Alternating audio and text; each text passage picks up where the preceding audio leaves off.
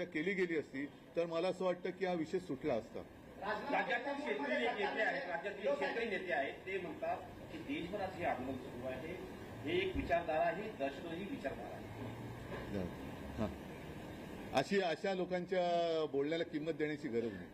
शेतमालाला जरूर किंमत द्या, पण अशा नेत्यांच्या बोलण्याला किंमत देऊ नका. फडणवीस असं म्हणतात की फेसलेस आंदोलन आहे, त्याच्यामुळे त्याचं नेतृत्व त्यांचा फेसलेस म्हणजे ते पुसून जरा तो लेस झाला असेल म्हणून तो तेवढ्यापुरतं आरशात त्याला फेस लेस दिसला असेल, तो पुन्हा फेस आला असेल त्यांना आता. अराजकता मागण्याचा पण यामागे प्रयत्न केला जातोय, कारण असं आता मला पण वाटायला लागलंय. कारण ज्या तऱ्हेने सत्ताधारी वागतायत तर सत्ताधाऱ्यांचा डाव देशात अराजक आणण्याचा आहे का?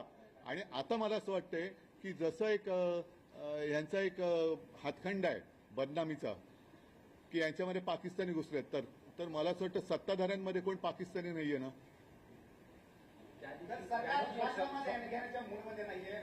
सरकार जे आहे यांचा राजीनामा घेण्याच्या मूडमध्ये नाही. एवढं होऊन का तुमचे सगळे खासदार पहिल्या दिवसापासून आंदोलनाला पाठिंबा देत आहे. डेडलॉक कसं सुरू? त्यांच्याशी चर्चा करा ना, तुम्ही चर्चा करा. जर मी माझ्या रविवारच्या त्या मुंबईत जे आंदोलन केलं होतं त्याच्यात एक गोष्ट म्हणजे काय राजाराणीची गोष्ट नाही, घटना सांगितली होती की कालच्या मे महिन्यात आरएसएसकडनं एक असं स्टेटमेंट केलं गेलं हुजबळांकडनं की पाकिस्तानबरोबर चर्चेचे दरवाजे खुले ठेवले पाहिजेत. आता नेमकं पाकिस्तानबरोबर लढायचं की नाही लढायचं आणि या आंदोलनात पाकिस्तानचा हात असेल असं जर का या सत्ताधाऱ्यांना वाटत असेल तर त्या हाताच्या तोंडाबरोबर तुम्ही बोलता, तर मग या देशातल्या विद्यार्थ्यांशी जे हे विद्यार्थी आपल्या देशाचे भाग्य विधाते आहेत त्यांच्याबरोबर बोलण्यात तुम्हाला कमीपणा का वाटतो? म्हणजे हे मला त्यांचं गणितच कळत नाही की पाकिस्तानबरोबर चर्चेचे दरवाजे उघडे ठेवा, पण जे तुमच्या दारात आलेले आहेत, तुमच्याकडनं काही अपेक्षा घेऊन आलेले बाळगून आलेले आहेत त्यांच्यावर तुम्ही लाठ्या चालवता. त्या मुलामुलींवरती, अगदी मुलींवरती आणि महिलांवरती ज्या असभ्यपणाने अत्याचार केला गेलेला आहे. काल तर एक ती मुलगीच तिचे कपडे फाडले गेले. ही कोणती हिंदू संस्कृती आहे?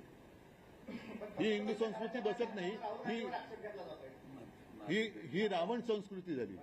केंद्र सरकार म्हणतंय की आम्ही चर्चेसाठी तयार आहे, मात्र धर्मेंद्र प्रधानचा राजीनामा आम्ही घेणार नाही. ही मस्ती झाली आणि या मस्तीच्या विरोधातच सगळं आता देश पेटलेला आहे. ही राष्ट्रभावना आहे आता. नाही, मग उद्या प्रकाश आंबेडकरांनी मुंबई बंदचे हात दिले, शिवसेनेचा पाठिंबा आहे त्याला. मला काल येताना आल्यानंतर इकडे कळलं. मला असं वाटतं आता लोकांना रस्त्यावरती यायचंय, लोकांना रस्त्यावरून व्यक्त व्हायचंय, त्याच्यामुळे त्यांना त्याच्यापासून कोणी अडवू नये. काल सुद्धा तुम्ही बघितलं, म्हणजे मी तिकडनं निघाल्यानंतर एक 9 वर्षाची मुलगी, तिची बहीण, तिचे वडील, मुंबईच्या आंदोलनात अगदी कडेवरती घेतलेली लहान मुलं, त्या खांद्यावर घेतलेली अशी लोक यांना रस्त्यावरती यायचे. आता त्यांना येऊ द्या, कारण हे जे काय आहे हे अचानक हा उफाळून आलेला असंतोष नाही, हा गेल्या 12 वर्षात साठलेला असंतोष आता उफाळून बाहेर पडतोय.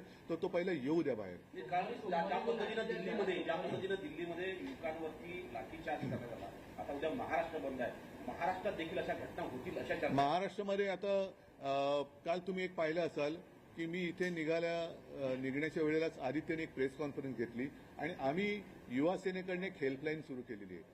आता एका मुलीचा व्हिडिओ मला कोणीतरी पाठवला. तिने सांगितलं की जवळपास 300 पेक्षाही जास्त आंदोलकांवरती मुंबईमध्ये त्यांना डिटेन करून ठेवण्यात आलं, ज्यांना आम्ही बऱ्याचशा लोकांना युवा सेनेने सोडवलं. त्यांचे नाव पत्ते घेतले गेले आणि अर्ध्या रात्री